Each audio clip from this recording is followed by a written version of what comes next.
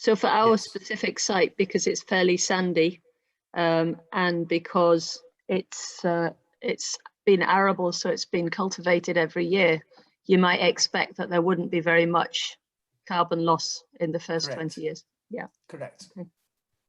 And good above ground growth, so Mm-hmm. that it'll be positive very much more quickly. Yeah. Okay. Yeah. Despite the slow growth rate that we're likely to see in the seaside environment. Good soils. the trees will do well. Okay, that's interesting. Yeah. So it's primarily on the soils rather than the wind that's battering them. Yes, and you know, there's options you can do to manage the desiccation, the wind issues on your exposed site, which is planting native or non-native conifers in the predominant wind directions around the edges. Things like this, because my favourite forestry joke: a 40-foot tree can break wind for 200 yards. Excellent. So if you put some shielding in the predominant wind direction using conifers, your broadleafs will have a much easier time of it. Yeah. Excellent. Brilliant. Thank you very much. That's really good. That answers your question, Joe. Yep. Yeah, that totally does. Yeah. Thank you. Thank you. That's brilliant. Okay, firing on. And Pete, I see that you've answered this one. I think this was the one, but can you share your discussion with us? What is this? I know Joe saying, I noticed your nature-based solutions included rough grazing, animal grazing and grassland. Does this positive impact include, oh dear, enteric greenhouse gas emissions? Go on, you'll have to explain what that word means for me as well first. Okay, so Joe's asking if it includes the methane that's burped out by cattle and sheep. Okay. Enteric fermentation is the way that ruminants digest their food. And just like trees breaking wind, that this is ruminant. Yeah, right. Yeah. So we got yeah, cows burping and trees breaking wind. That's right. Yeah. Race to the bottom. Yeah. So the grasslands are a target for protection because they contain a lot of soil carbon. So it's a high carbon stock. So that's why you aim to protect them. However, if you're stocking them, if you're using them for livestock grazing, those methane emissions from the cattle offset the benefits that you get from the carbon sequestration in the grassland. So it depends on the stocking density. If it's at a really low stocking density, it might not offset the carbon that's stored in the soil. But at normal stocking rates, it probably almost inevitably does offset the carbon stocks. So the grazing livestock, you know, we've covered this in other discussions. The grazing livestock are a problem for climate change, but you might want to protect grasslands for other reasons. You know, we use grasslands for all sorts of other things other than intensive grazing. Go ahead, Mike. Can I just add a point there? There was a very interesting study in Wales, a project called EarRamp, and it showed that if you increase the woodland cover on upland sheep grazing, improved or unimproved sheep grazing, that 2/3 of your benefit from increasing the woodland area came from the removal of the sheep. Wow. And 1/3 of the benefit came from the carbon sequestration of the newly developed woodland. Yeah, gee whiz, that's Can I also chip in terms of fermentation? I was also learning that if you improve the diversity in livestock diets, then you can improve the digestion and reduce the amount of flatulence. And so if you have a multi-species herb layer in your grass, if you're able to give your cattle tree fodder, then all of that helps improve the diversity in the diets and reduces the amount of methane that's coming out of them. And also, again, if the tree cover is there, then you're getting shelter from the elements, and reducing the amount of energy they're having to burn just to keep warm. Have I said the right thing, Pete? Or Pete, you seem to be shaking your head a bit. Yeah. So I'm definitely not going to insult our guest. So not going to get into a ding dong battle, but there's very limited evidence that those species mix have an impact. You know, cattle emit, each individual cow will emit up to 200 to 300 litres of methane per day, and you don't really affect that to any significant by changing the dietary makeup. There was a recent study, however, about including seaweed in diets, and that seemed to show a reduction which is long lasting. A lot of these dietary additives only work for a few weeks, and then it gets back to normal as the gut bacteria, the gut archaea adapt. But the seaweed seems to be a bit more long lived. So that I think there's some promise in that. But how to get it into grazing animals is the issue. It's okay when you're feeding them concentrates because you can just slip it into the diet. But with grazing animals, it's a bit more difficult. Yeah. Okay. Great, thanks for that update, Pete. Because got to be myth busting all the time with these Well, new approaches. There's a lot of great ideas, but it's allowing the science to keep up with the facts. Demonstrating the facts. Excellent. Okay, that was a good one to have. Thank you for that question. Okay, we have one for Mike. Well, we'll see where this goes as well. So Nicholas has asked, I believe we in the UK import 5 times as much timber than we grow. So is this because domestic supply can't match the demand, or because imported trees are cheaper or economically on demand? Yeah, I'm not sure about whether the 5 times is the right. It's probably ballpark. And if you did the sums for England versus Scotland, they'd be very disparate. Yeah. Because we've got a lot more forestry in Scotland, 21% at the moment versus about 13 in England. So there's a country or regional difference. Is it because that timber that we import is particularly cheaper? There's an element of that. But what we need to do in the UK, particularly for the productive forestry, is grow better. Grow better material that you plant in the first place. So there's lots of work on improving the genetics of the stock that we choose, and better management as the forest stand grows. Because the key thing here is you want to be growing a timber tree that at the end goes to the highest, longest lived products, not doing something that makes pallet wood or paper. It happens that our fibres are really good for paper. So the Scandinavians take a whole load of the Scottish wood to Scandinavia to make the very best quality paper. But we need to move away from a paperless society. Anyway, we won't go into global debates. Fundamentally, there's a lot of effort going into making sure that our silviculture, the art of growing a woodland, is being improved, which is something that we don't really have a great tradition of, not compared to, say, the Germanic state. You know, in Germany, the silvicultural tradition is very long standing. And also we've got into a position where we have a mechanized sort of intensive system, and there are opportunities to diversify away from that. The one major constraint in Scotland to the diversification of forest management is the wind climate. We live in a very windy place, and that puts constraints on what you can do without losing everything, falling over, basically. It's tropical down in Stonehaven. You don't even know what wind is until you've been.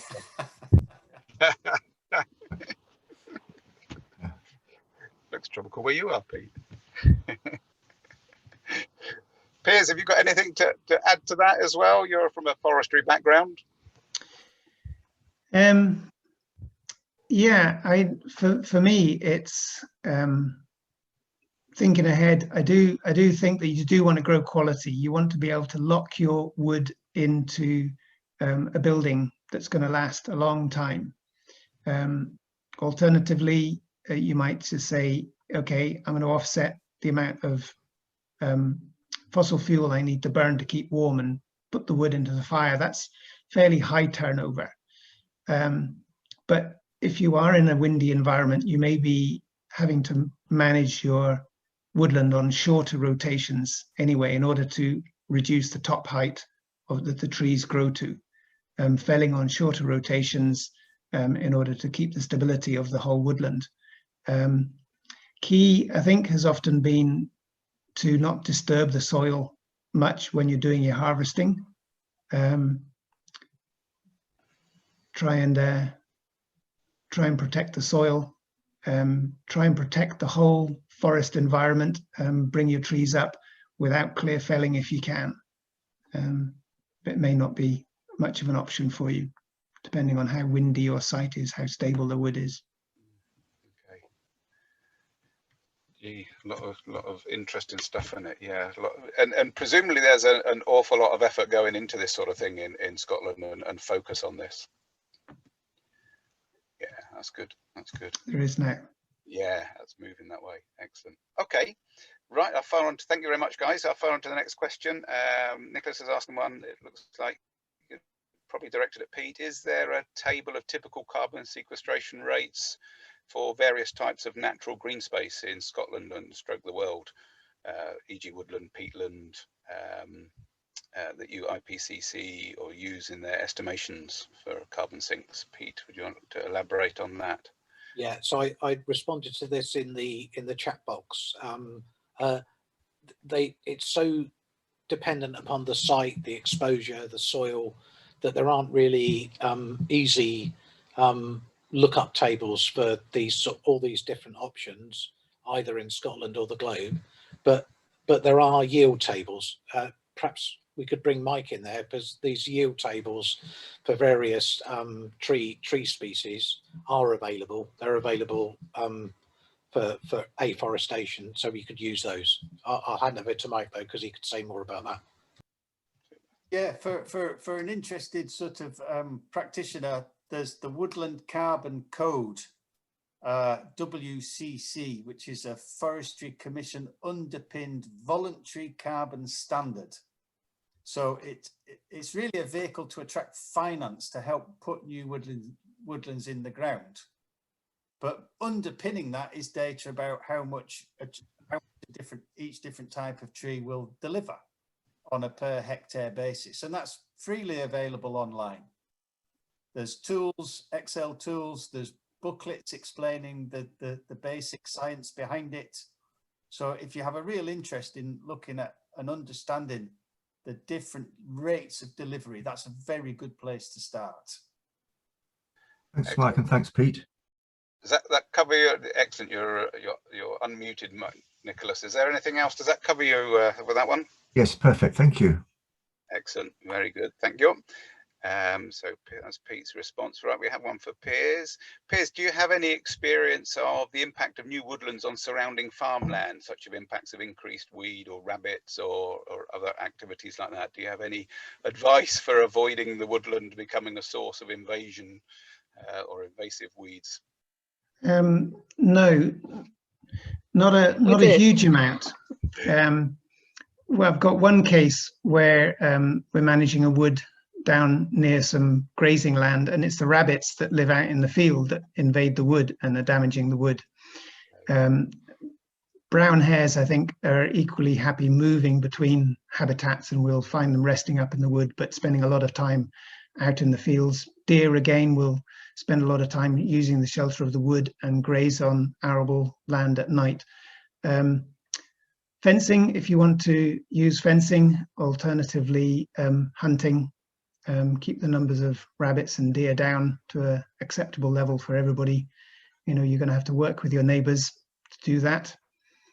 Weeds, I don't know of anything that grows in a woodland that would be of a problem to agriculture. I've seen cases of aspen suckers spreading out into fields, but they usually get ploughed up or grazed down and aren't significant. You don't want invasive weeds in your forest, let alone, you know, anything that will damage agricultural crops would probably damage woodland environment, as far as I can make out. But yeah, I don't think of any weeds that would be a problem that So farmers aren't already dealing with. Part of the reason for the question was because I was interested to see how you you showed that the communities that you've worked with slowly planted the trees. So they waited until there was trees available and then they put them in. So presumably they were leaving the land that wasn't yet planted up with trees without anything planted in them. And that's where I thought perhaps the land could become a source of problem for the surrounding farmlands. And I wondered if there'd been any problems with that slow planting process. Yeah. You may be right that there may be instances where, for example, ragwort might establish rapidly in ex-arable field, but if the grasses take over quickly, then they're as much a problem for the tree planters as they are for, you know, couch grass, for example, that's spreading out into the arable fields. So what do you do to stop that from happening? Do you need to use herbicides or mechanical control whilst you're waiting to plant up You may do. I mean, if it's something like ragwort, and you find that you're the only place around with a supply of ragwort, then send your volunteers in to pull it up with gloves. Right.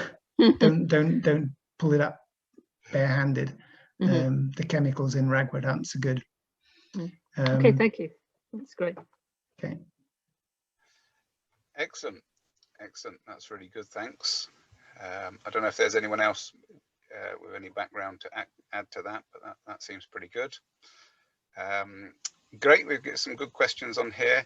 There's a bit of interest in the movable deer fence, and it makes me think from what you were answering earlier that maybe a fenced woodland keeps the deer out and doesn't give them the shelter, whereas a woodland with each tree protected by a deer guard still allows the deer in to enjoy that space. So it's encouraging the deer, sort of thing. So there's an interesting balance there as well, I guess, in what you expect to see on the local activity. Yeah. Tree guards are vulnerable to the wind as well, and you will spend more time looking after your tree guards in a windy environment.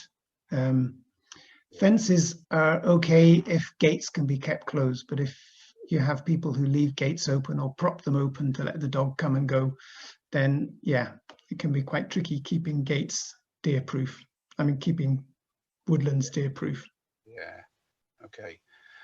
And a bit more, any more on tree guards in the windy environment? I mean, are some of the mesh ones as effective and maybe not so susceptible to the wind? A little bit better maybe, but good strong stakes and a well-positioned stake. Yeah. Okay. And that will do the job. And the chafing of the trees presumably is at the top of a guard is equally an area that you want to grow through fast. Yeah. No, that could be a problem too, but you might have to experiment. But always my preference is to try and get the deer management right, get deer numbers down, and rely less on plastic or fencing as much as you can. Okay, that's another interesting conversation. I think that might not go down well in the village. I guess all conversations need to be had, but yes, that will be yeah. Okay, excellent. We've got a point here. Nicholas has checked your numbers, Pete, I think on our woodland, and thinks we're going to be absorbing 7 tons per hectare. Is that sort of figure that you were? Yeah, so it's about 6.2, but that's tons of CO2, and that's equivalent to 1.7 tonnes of carbon. So that's really quite a low carbon sequestration rate, and that reflects our exposed site. You can get much higher rates than that in a less exposed site, but 1.7 per hectare. So that's 100 metres by 100 metres planted up with trees would give us about 1.7 tonnes per year. Yeah, yeah. Tons of carbon, that is. Yeah. Okay, I've got you, Pete. Yes, thank you. Excellent. Cool. Yes. I think that's a common clarification we need to check on, isn't it? The CO2 versus carbon conversation. Okay. We've got Scots pines. They're slow growing is the question there. Is that right? I guess, is that Mike or is that Piers? Depends what you're comparing it against. For your site, if you look at the natives, the pine are probably doing just about the best in terms of yield on the proposed sea change site. Certainly up at in the top 3. Okay. It's if you then brought in a non-native productive species, it would just keep dropping down the list. Okay, it'd outperform it. Yeah. Yeah. Okay. Yeah. Go on. So there's also the issue that, you know, you may have a more productive species than Scots pine. You know, Sitka spruce will outcompete Scots pine on most sites, but it's not well adapted to a site that dries out in the spring and early summer. So you end up with very poor timber quality from droughty sites with Sitka spruce. And that's why Scots pine was the dominant plantation tree on the east coast of Scotland. Okay. Okay. That's interesting. There's no one straightforward answer to this, is there? Okay, Mike, we've got a question from Justin. For carbon sequestration, is it better to harvest mature trees for timber and lock up in construction site and replant, or leave mature trees to eventually die and decay into the soil? In part of the cycle of forest management for productive species, you'll leave a lot of material behind anyway. If you've ever walked across a recently felled site, there's an awful lot of carbon left on site by the mechanized methods. But as I've written in the response, clear felling to restock is not the only model. It happens to be a model that we've adopted for a number of reasons. Some managed and some relatively unmanaged. So wind is one of the reasons that we've gone down the route of clear fell of a block of forestry and start again. But if you start early in the cycle of the forest, to thin the forest, to open up the light, to look for other species to come in and contribute to the woodland, and you get multiple structures, it becomes a lot more wind firm because it's been exposed over a period of time, and it allocates its carbon more into the roots, and you know it adapts to the wind, to the environment. So really, yes, using the timber for longer lived products is always a good idea, but we can move away from the idea that that has to mean 2 metre spaced commercial trees on a clear fell restock cycle. There's other ways, that more inventive ways that you can manage the wood. Excellent. Yeah, thanks for that. It was I guess there's always trade-offs in these things about what you're growing the trees for and how you want to manage it, and what other considerations you have to take into account. And part of this was looking at some of the grants that are available for carbon sequestration, and one of the tests there is a kind of test of permanence, that if you're planting for carbon sequestration, you're not allowed to fell the trees. It's always struck me as that may be counterproductive if your main goal is carbon sequestration. The woodland carbon code, the schemes that are in relative infancy, don't consider the post-gate benefits in their calculations. So there is effectively some sort of a missing stock in the calculation, but the scheme has only been in existence for a few years, and it's a means by which really there are inputs to the scheme based on commercial species, but most of the inputs to the scheme are based on native woodlands to date. For reasons, carbon is part of the equation, but quite often the woodlands are there because of environmental good, of biodiversity benefit, and carbon is just that bit of finance that makes it happen. Right. Yeah. Yeah. Thanks. Excellent. Thank you there, Mike. That's great, guys. There's a few questions here, which I think, again, you've answered, Pete, but I don't know if we briefly cover that. Questions around the use of land, and will growing trees push out land that's currently used for diet? You give us a quick summary. Yeah, okay. So I think 15,000 hectares per year is quite a large area of land, but some of those areas, overgrazed upland that are used for sheep grazing, which are overgrazed and degraded anyway, would probably be some of the land areas that could be used. They produce very little amount of food per hectare anyway. It's a pretty inefficient way of producing food. And Fraser made a useful point saying about the transition towards more plant-based diets. So as we eat less meat and dairy, as you know, we're projected, we're going to need to do that if we're going to hit our net zero targets. We need to eat less meat and dairy. That will also free land, because animal agriculture is also an inefficient way of using land. So that should free up land that we could use in addition to reduce food waste. So the two really go hand in hand, the nature-based solutions and the dietary change and waste reduction. They should all pull in the same direction. Brilliant. Love it when a plan comes together. Go on, Mike. I think it'll be very interesting with the loss of European subsidies pushing a particular sort of agricultural model and the opportunity to shift that. I'm just going to watch as an interested onlooker as to where we head. Really, if you put a requirement under an environmental land management scheme, which is what DEFRA's calling it at the moment, for a carbon account, then woodlands or trees into the agricultural landscape will become a no-brainer. So we may well see the shift because the right behaviour is being promoted. We're not talking about wholesale conversion of productive food land to woodland, but we're talking about woodland in that landscape. Mm-hmm. Yeah, excellent.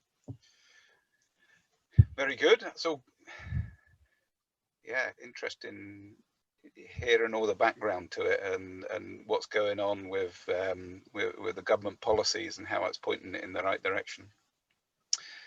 We've got a query. Was that from Dave? Is that Hux?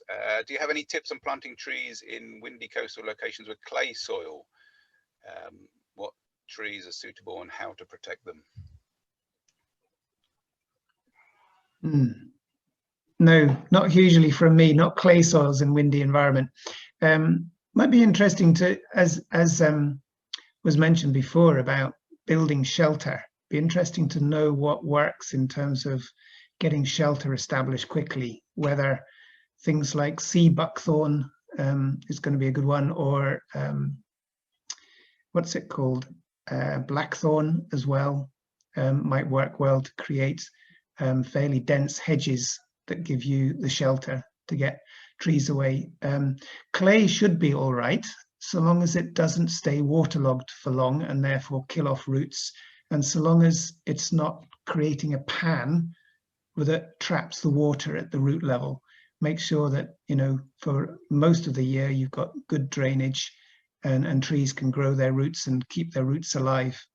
then you'll get deep rooting whatever soil type you've got. I think the problems arise when you have a pan or a clay layer that prevents root growth into the waterlogging. Yeah. And how long is it before, how big, how established does a tree need to be before it breaks through that problem, sort of thing? Because presumably eventually it's strong enough to cope with it. Only if they can grow down through the waterlogging. If the tree roots are waterlogged for too long, then they will die each year, and the tree roots will only ever go so deep. Yeah. Even if they're big trees. Am I right in that, Pete?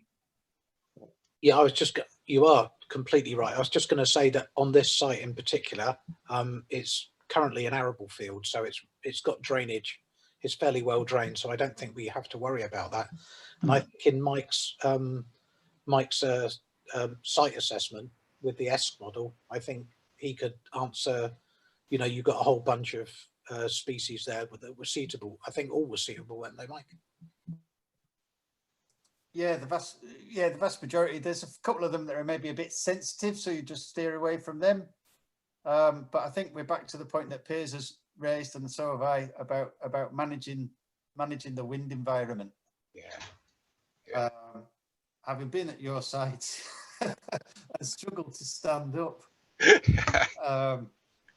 This is a major reason that, you know, taking time to look at the prevailing wind directions and maybe make some difficult choices there about fast growing species to provide that cover is a good way forward. Would willow be good enough as a cover, to provide that cover, or do you need conifers? I think in your situation, willow that you've then coppiced would provide you with quite a good opportunity, actually. Okay. It does grow well locally. It does, yeah. I would put some Scots pine in there as well, probably, to give you the longevity. So we could have a shelter belt on the seaward side, made up of willow and Scots pine, that we might coppice the willow, and then we could plant whatever we wanted behind that, and hopefully that would give that's the general idea that I'm proposing. Right. The southwesterlies will be your predominant wind direction. Yep. Yeah. South, yeah, off the sea, southeast, yeah, southeast, yeah. Excellent. Yeah, you only need to stand there and look at which way the trees are pointing, don't you? So they're permanent. Yeah. Yeah. Okay, excellent. There's a query here on rabbit intrusion and what sort of age and size of trees do rabbits like best? I suppose it's how long do you have to protect for on that situation? And yeah, for me, you need to protect the trees until the bark is thick enough to resist winter browsing by rabbits. You know, I can see trees as thick as my forearm that are totally ring-barked by rabbits in a hard winter because they're desperate for anything nutritious, and particularly the minerals in the bark. So yeah, you can see quite mature trees destroyed by rabbits. That's about which is 15 years here. Yeah. And rowans particularly, and willows, they're very, you know, rabbits are very fond of these species, and they seem to take a long time to thicken up the bark. Okay, so that's tree guards everywhere. Yeah, or rabbit traps. Okay, yeah. You know, I'm a great believer in eating more wild meat and farming less meat. Yeah. Piers wants to kill all these poor animals that we've got in Coniston. Yeah, the group could. Sorry. I think it's now called freeganism, isn't it? so it's not as akin to vegetarianism. Freeganism is eating anything that hasn't been raised through husbandry. Okay. Yeah. Would fit that, and rabbit would fit that. Yeah. As would squirrel if any greys show up. Depends on the community's interest in pursuing such ventures. Yeah, that's interesting. Is a rabbit's not a ruminant, is it? Or is it? No, it's just going to damage your tree. So best in the pot than over the fence. There's a good discussion. I'll look forward to that one. We'll get Charlie out there again. Right. I think some of these are answers, and do shout up if I'm missing your questions as I'm running down. Wolf population. There's a conversation around wolf population. Where's that coming from? Mixed grazing soils. I was just making a joke that I'd quite like the wolves to take care of the deer. We're going to be doing well to get some wolves in. Yeah. That would be a tricky meeting to get through the community. Right, what have we got here? Go on, Pete. Go on, Joe. You have something. I was just going to say there's a point that that Huck's made about the wooded corridors. Okay, do you want to read that one out? I haven't seen that yet. Well, maybe Huck's can do it. It was just listening to that idea of if the idea of planting lands, so you've got a mix of food production, but also there's a requirement for, you know, biodiverse woodlands. And if that's a big vision, then it kind of joins all up. So you could probably maximize your kind of biodiverse yield if you planned it on a large scale and you've got all these lovely corridors of kind of, you know, where animals can roam and spread and thrive, but in and amongst fields. You know, it reminds me of what fields kind of used to look like, you know, with like big hedgerows, trees all over the place. Maybe so long as Piers isn't there with his traps.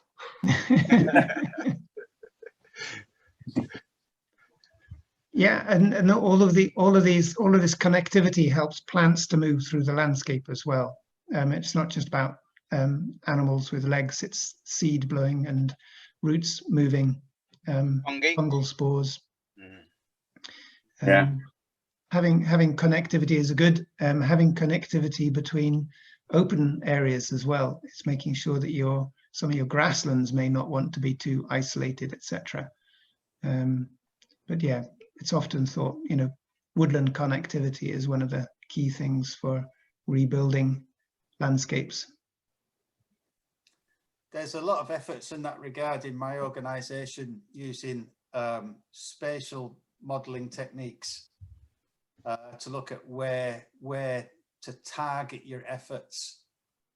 The issue then often comes around that there's not really a mechanism to get the landowners to give you the bits you'd really like. Yeah.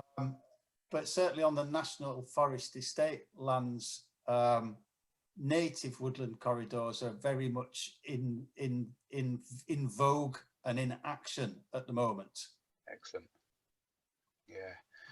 Yeah, there's obviously challenges to that, but great if you can make it work.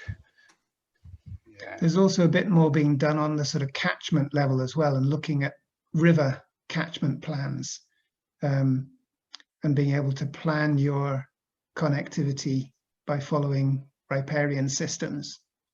I think that's becoming reasonably popular now.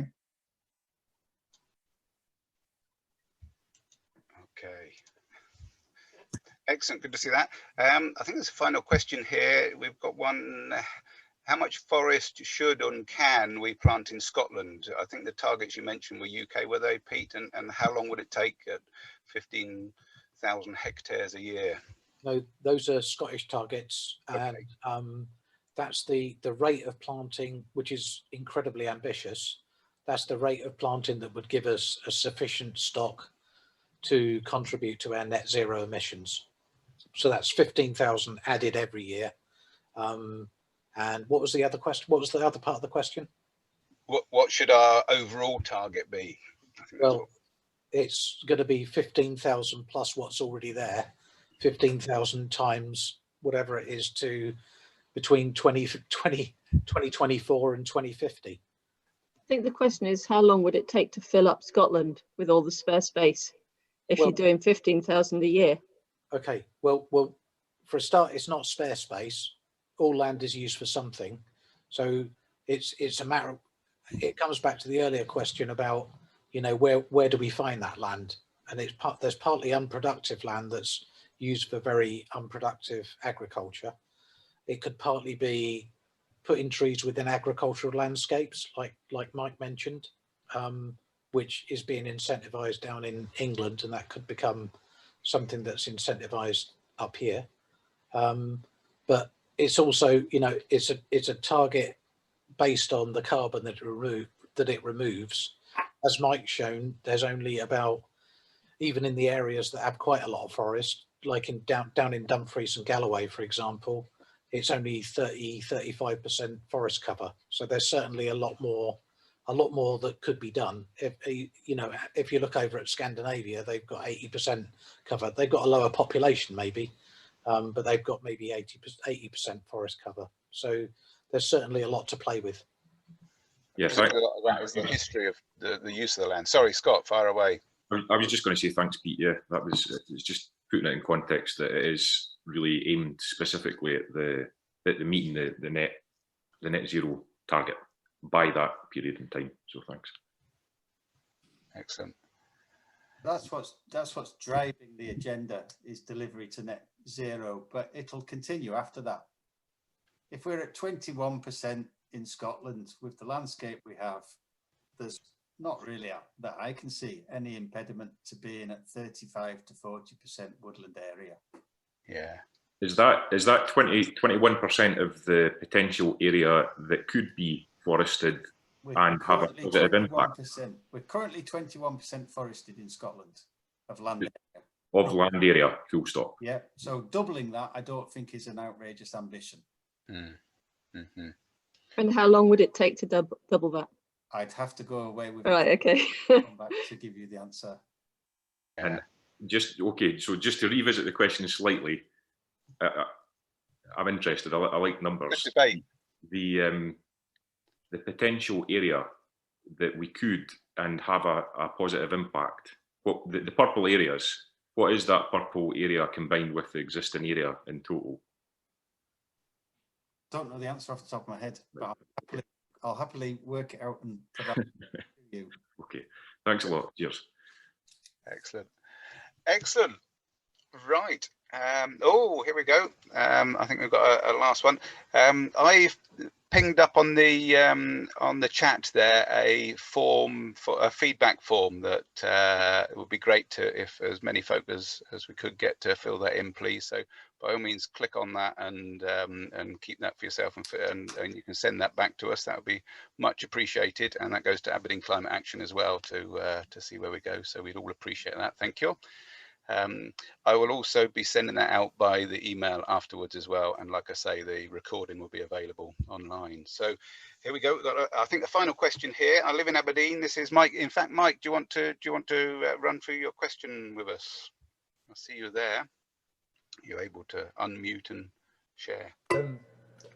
No, it's just that I go jogging a lot, and I notice that, well, first of all, Aberdeen City has a tremendous amount of land. It's quite a large local authority with, and I live in the Bridge of Don, and there's areas of wetland where you could plant trees very usefully, and but I see that trees have been removed because, and I've been in contact with the City Council about this, and they said it's because of disease. They don't actually put up notices to say why they've chopped down these marvelous trees, and it's like it's going in the wrong direction. Have you any?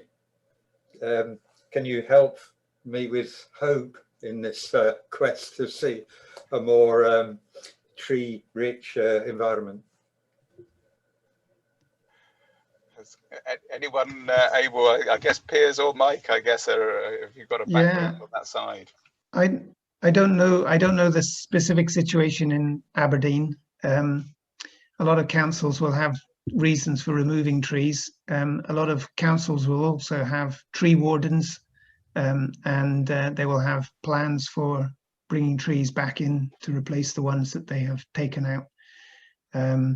So yeah, keep the council on their toes if need be, and write letters to them and find out what they're doing.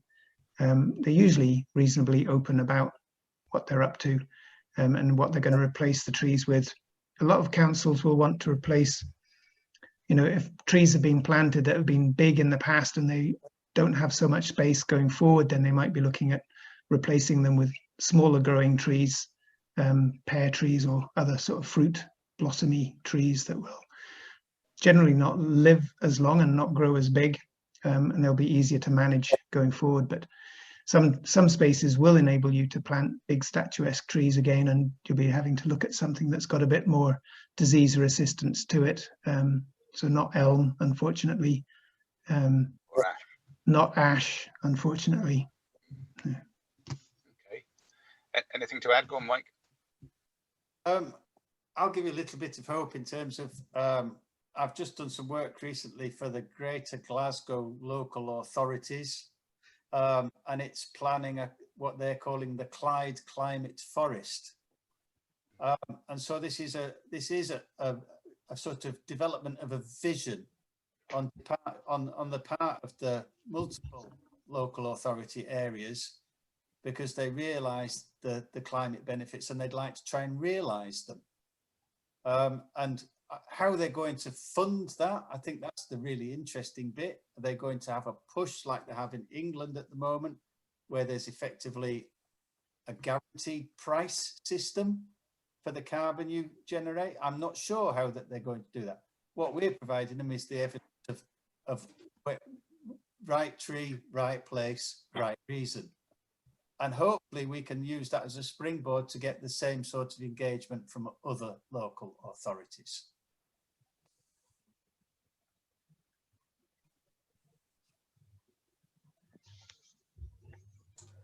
Thank you.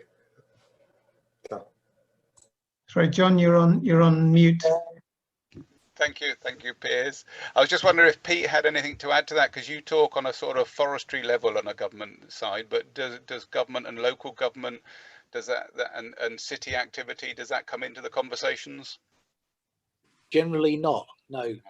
The Scottish government make the high level policy, but it's generally left to local authorities to do, to do their local planning. It's a local planning issue. So really there's some sort of overall targets, but then that's sort of then delegated down to the local authorities to do what they do. So there's really not too much of a dialogue between the two. And I guess much as it has a big impact for the people around it, the numbers aren't big, and therefore in carbon sequestration story, it's not a big part of the picture. Right. Yeah, but important for those that live there, absolutely. Okay, excellent. I think that's it. I've scrolled to the bottom of all the questions, so that's been fantastic input, and thank you very much. It's been some really interesting conversation there. Really appreciate that. Thank you very much to Mike, Pete, and Piers for giving us your wisdom. That was really interesting. I've certainly learned a lot, and actually I've come away, I think, with more questions I want to delve into in the future than I had before. So absolutely great. So I hope everybody else has really enjoyed that. As I say, appreciate if you can give us some feedback. That would be really good and can help towards it all. And there's a little bit of Climate Week Northeast yet to go, so do join in and see if there's anything else on the list that you can enjoy. So thank you very much all, and thank you all for coming along. John, Nicholas had